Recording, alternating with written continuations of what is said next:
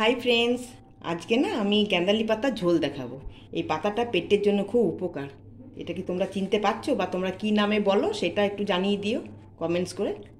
আচ্ছা দেখো, এই গ্যান্দালি পাতা, এই যে রসুন, 2 কোয়া রসুন দিয়েছি, একটু আদা আর তোমার একটু জোয়ান, এইগুলো সব একসঙ্গে বাটবো। এই 3টে জিনিস একসঙ্গে বাটবো, রসুন, আদা আর পাতা আর গ্যান্দালি পাতা, এইগুলো একসঙ্গে বেটে নেব। আর তোমার সবজির মধ্যে এগুলো দিয়েছি, আলু, পেঁপে, ভেন্ডি আর পটল। আরও যদি কিছু থাকে দিতে পারো, তো আমার এইটুকুই আছে। এরপরে এগুলো সব পিষে নিয়ে শিলে পিসবো। শিলে দেখো বাটবো এখানে, তোমাদেরকে তারপরে আমি এসে দেখাচ্ছি। কড়াই গরম করতে দিয়ে দিয়েছি, একটুখানি তেল, উপকারী জিনিস তো তাই এটাতে কম তেল দিলেই হয়ে যাবে। গ্যাসটাকে জোরে করে দিলাম, একটু জিরে জিরে ফোড়ন দিলাম।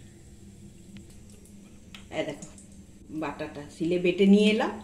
এই যে বাটাটা আছে, এই যে তেল তেল গরম হয়ে গেছে। এবারে ভেন্ডিগুলো একটু ভেজে নেব। এটাতে তেল না দিলেও চলবে, লাস্টে একটু ঘি দিয়ে নামিয়ে দিলেও চলবে। গ্যাসটা কমিয়ে দিলাম, পটলগুলো দিয়ে দিলাম, আলু দিয়ে দিলাম, পেঁপে দিয়ে দিলাম। এগুলো সব দিয়ে একটু নাড়াচাড়া করে নেব। একটু হলুদ দিয়ে দিচ্ছি। আমরা না সাদা নুনটা খাই না, সিন্দুক লবণ খাই, সিন্দুক লবণ দিলাম। এবার এইটা দিয়ে দিচ্ছি, বাটাটা যেটা ছিল সেটা দিয়ে দিচ্ছি, দিয়ে একটু নাড়াচাড়া করে নেব।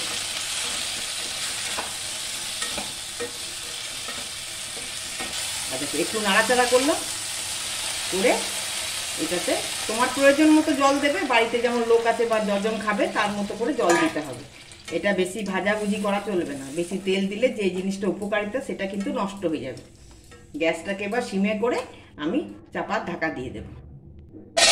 এই যে ঢাকা দিয়ে দিলাম, এগুলো সেদ্ধ হোক, তারপরে ঘুরে আসছি। আর দেখো এবার আশা করি সেদ্ধ হয়ে গেছে। হ্যাঁ, সেদ্ধ হয়ে গেছে। দেখো রঙগুলো সব চেঞ্জ হয়ে গেছে, সেদ্ধ হয়ে গেছে। এইটা আবার আমি কড়াই থেকে আজারে নেব, বাটিতে ঢেলে নিচ্ছি। আচ্ছা দেখো হয়ে গেল। এইটা করে খাবে, এটা খুব উপকার। সপ্তাহে কমসে কম একদিনও খেলে শরীরের জন্য এটা ভালো। আচ্ছা, এটা লাইক করো, শেয়ার করে দিও আর সাবস্ক্রাইব করে দিও।